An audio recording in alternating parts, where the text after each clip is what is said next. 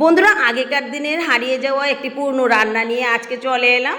তো আগে তো এসব খাবার সবাই খেত, এখন আর কেউই এসব খেতে চায় না। তবে বন্ধুরা, এই রান্নাটা কিন্তু দারুণ লাগে খেতে, তোমরা একদিন অবশ্যই বানিয়ে খাবে।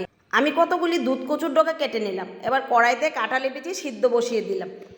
বিচিগুলি সিদ্ধ হয়ে যাওয়ার পর মিক্সিতে পেস্ট করে নিলাম। এবার কড়াইতে আবার একটু জল ফুটিয়ে সেই পেস্টটা দিয়ে কচুগুলি দিয়ে দিলাম।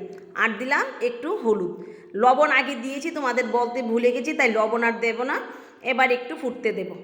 দেখো কিছুটা ফুটে যাওয়ার পর এর মধ্যে কাঁচা লঙ্কা চেরা দিয়ে দিলাম।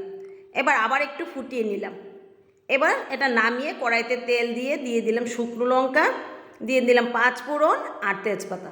এবার একটু ভেজে নেওয়ার পর দিয়ে দিলাম সেই ডালটা। এবার একটু ফুটিয়ে তার মধ্যে চিনি অ্যাড করে দিলাম।